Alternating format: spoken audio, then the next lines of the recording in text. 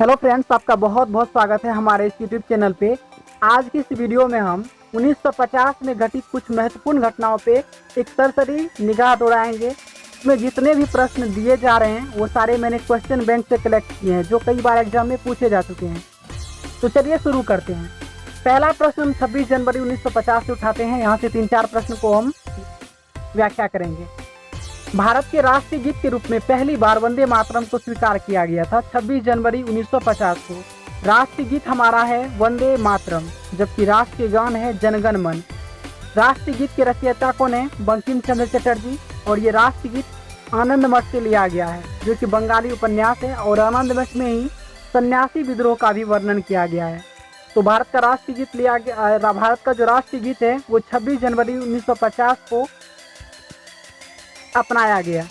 और 26 जनवरी 1950 को ही संपूर्ण संविधान लागू हुआ, और इस दिन भारत एक संसदात्मक प्रभुत्व संपन्न गणतंत्र बना था। 26 जनवरी 1950 को ही राष्ट्रीय प्रतीक के रूप में सारनाथ के अशोक स्तंभ को अपनाया गया।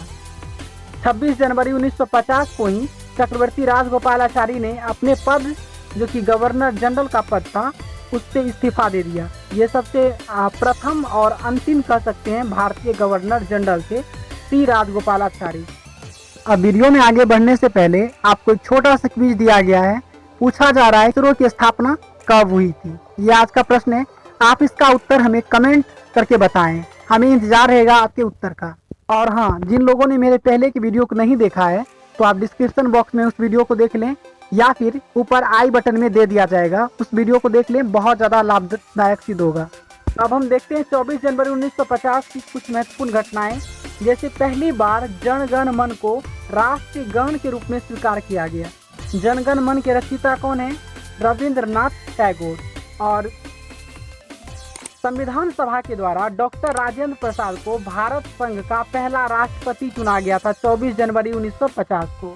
और संविधान सभा का अंतिम बैठक जो हुआ था वो भी 24 जनवरी 1950 को ही हुआ था। वहीं बात करें अगर संविधान सभा की पहली बैठक, तो 9 दिसंबर 1946 को दिल्ली में संविधान सभा का पहला बैठक हुआ था। दूसरा हुआ था 11 दिसंबर 1946 को। तीसरा इनकेस पूछा जाता है तो 13, मतलब दो दिन का अंतर पड़ेगा। ये हमने 24 जनवरी 1950 से रिलेटेड कुछ महत्वपूर्ण प्रश्न देखा। अब हम तीसरा प्रश्न बनता है कि गणतंत्र भारत का पहला रेल बजट 1950 को ही पारित किया गया था, जो कि जॉन मथाई ने पेश किया था।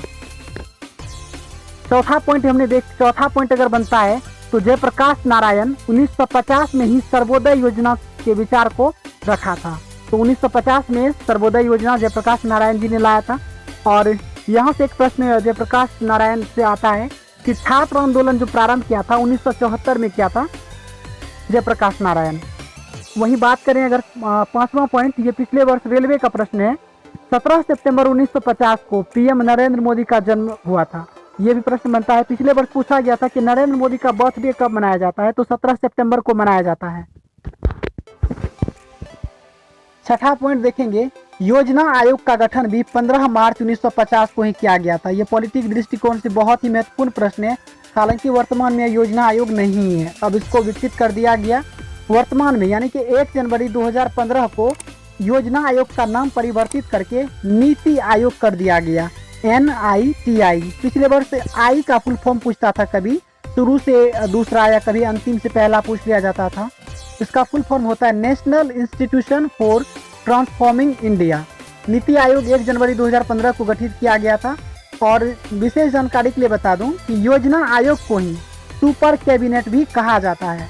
और अगर बात करें हम अगर 7वां पॉइंट की, तो सर्वोच्च न्यायालय की स्थापना भी 26 जनवरी 1950 को ही दिल्ली में हुई थी। और इसके पहले मुख्य न्यायाधीश कौन थे? हीरालाल जे कानिया। 8वां पॉइंट की बात करें तो 10 दिसंबर को प्रतिवर्ष मानवाधिकार दिवस मनाया जाता है। ये हर किसी को पता है, लेकिन इसकी शुरुआत कब हुई थी? 1950 को। पहली बार 1950 में ही मानवाधिकार दिवस मनाया गया। 9वां पॉइंट की बात करें तो भारत में पहली बार KM मुंशी ने वन महोत्सव की शुरुआत की थी। वन महोत्सव की शुरुआत किसने की थी? KM मुंशी ने। और कब की? 1950 में। वहीं बात करें अगर 10वां पॉइंट अगर देखें तो मदर टेरेसा ने कोलकाता में मिशनरीज ऑफ चैरिटी की स्थापना की थी। कोलकाता में 1950 में ही मिशनरीज ऑफ चैरिटी की स्थापना की थी मदर टेरेसा ने, जो कि अल्बानिया की मूल निवासी थी। वहीं अगर देखें 11वां पॉइंट, तो भारत में पहली बार आर्मी एक्ट 1950 में आया था। पॉइंट नंबर 12 देखें तो पश्चिम बंगाल में चितरंजन लोकोमोटिव वर्क्स की स्थापना की गई थी 1950 में। 13वां पॉइंट देखें, भारत में आकस्मिक निधि की स्थापना जो हुई थी वो भी 1950 में ही हुई थी। 14वां पॉइंट अगर देखें, बहुत इंपॉर्टेंट पॉइंट है कि सिक्किम भारत का संरक्षित राज्य 1950 में बना। देखिए ध्यान से पढ़िए, यहाँ पे संरक्षित राज्य कहा जा रहा है, लेकिन सिक्किम जो भारत संघ का राज्य बना था वो 1975 में, लेकिन संरक्षित राज्य बना था 1950 में। और 15वां पॉइंट देखें तो विश्व मौसम विज्ञान विभाग की स्थापना भी 1950 में ही हुई थी। 16वां पॉइंट देखें, राष्ट्रीय रासायनिक प्रयोगशाला 1950 में ही स्थापित हुई थी, और ये कहाँ है, पुणे में। राष्ट्रीय रासायनिक प्रयोगशाला 1950 में पुणे में स्थापित हुई थी। और आज की इस वीडियो का सबसे लास्ट पॉइंट है, वो बहुत ज़्यादा इंपॉर्टेंट है, मुझे उम्मीद है कि आने वाले एग्जाम में पूछे ही जाएंगे, क्योंकि वर्तमान में नेपाल के साथ भारत का संबंध कुछ खास नहीं है।